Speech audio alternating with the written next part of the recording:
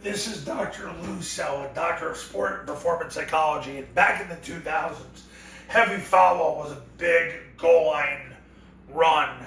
And with the adaptations that have been made, and with Army's emergence of having a fullback playing quarterback, follow has become, once again, a staple in the Flexbone offense. Running it out of the heavy formation and short yardage goal line creates an unbalanced formation, creates an additional gap. Why it's unbalanced is because the middle ineligible lineman is here, and then you've got two ineligible surrounding him, even though the snapper he's not the center in this case. Now he's the left guard. But heavy follow creates that additional gap. So here it goes. Okay, so the guard posts whoever's on him, so he'll zone step with the right foot, get his left foot to balance on the second step. He'll put his nose in the V of his neck and then slam his hands through the newly made 2 technique and take 4 northbound steps from there. The tackle will come down and put his left knee in the crotch, left hand to the stomach for his northbound steps.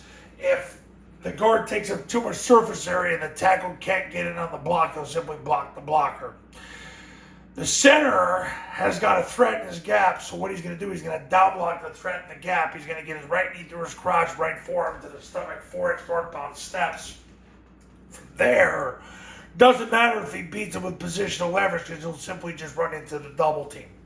Backside guard blocks the spine of the center. Backside receiver blocks the spine of the backside guard. The play side tackle, the heavy tackle, the second tackle steps with his inside foot first, gets his heels past the heels of the D-gap player, then anchors down with his right knee, right-handed, 4-inch eastbound steps. Now, he does not block anybody head up on him from a 9 technique out. He fans that player. So we have a triple team, which turns into a double team because there's an A-gap defender. He'll down block the A-gap defender, 2 scoops here, fan here. The receiver's going to run to the end zone. The reason why is there's nobody to crack. So there's no need to block him because he's got to run with them. So he'll just run up to the end zone. A-back's got the job to end all job. He wedges with the tackle, 2 hand slams whoever shows. If nobody shows, he goes second level. So if the 7 technique comes down into the wedge, he'll 2 hand slam him, and that'll be that. Otherwise, he'll end up on the second level. The B-back is going to block the first threat basically from a 4 tech out, and if this guy disappears, he'll turn up and he'll block the mic. Otherwise, he'll kick the C-gap player, which will lead to where the quarterback will insert. So these 2 have these 2, but this guy doesn't chase after this guy. He wedges with the tackle, 2 hand slams whoever shows, and then if nobody shows, he goes second level. The B-back blocks the first threat from the C-gap out, and if there is no threat, he turns up and blocks the mic. Backside A-back leaves at the snap, runs the pitch.